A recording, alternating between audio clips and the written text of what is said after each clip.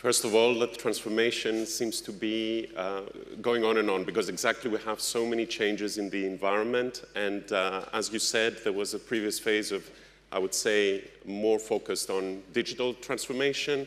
We now have a phase which definitely shifts, among other topics, towards the ESG transformation.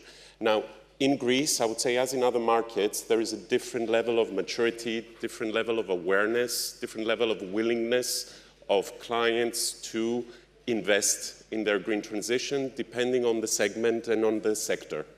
So if we look at large corporates in Greece, I would say we're on a good path.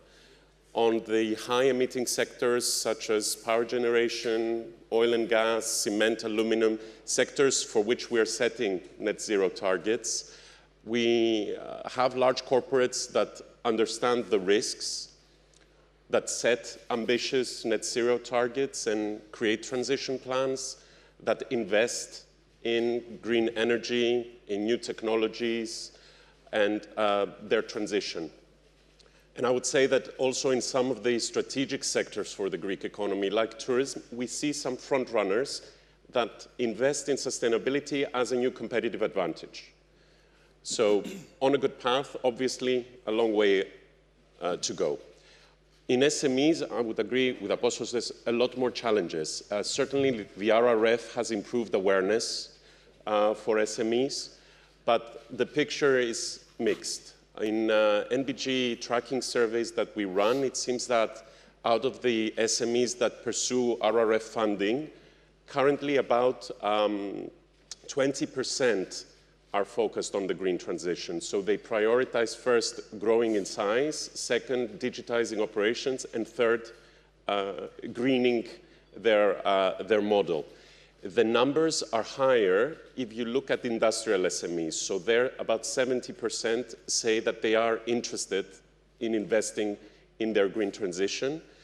And there's an interesting new finding that also SMEs in areas affected by climate change and natural disasters in the last year are more prone towards investing in green transition because they've also seen the risks materialize. However, I would agree that the majority of SMEs find it challenging and need to tackle a lot of other priorities.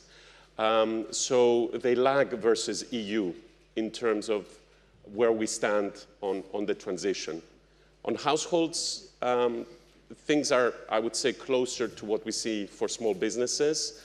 So we've asked consumers, are you concerned about climate change? And 85% said, yes, I am very concerned about climate change. But then when you ask them, okay, do you want to invest in upgrading the energy efficiency of your home or in e-mobility, then answers start getting a little bit more fuzzy because there's cost involved. So there, I think, if there's no legal push or if there's no clear incentive, we will lag in terms of the green transition. So banks, I think, apart from our financing role, we also have a bit of an advisory or educational role to play here in order to support the green transition of the country. Ernesto, I think it was the closing remark in the first question. So the banks can have an active advisory role. Yeah. So. Yeah.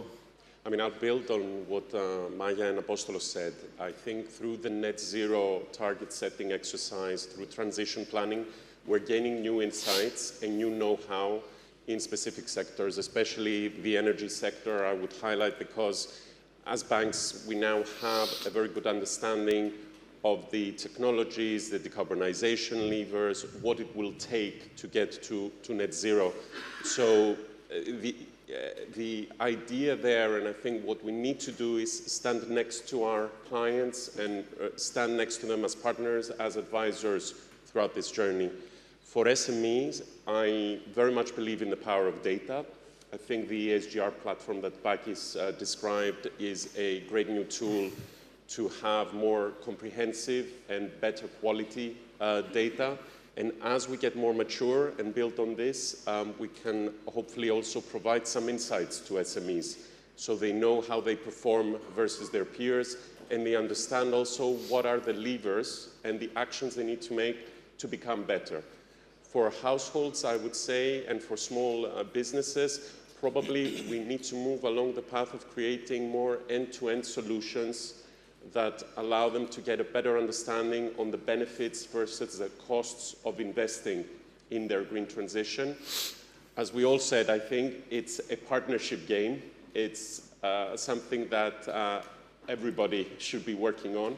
So I think along that way, we continue to work also as a Hellenic Bank Association.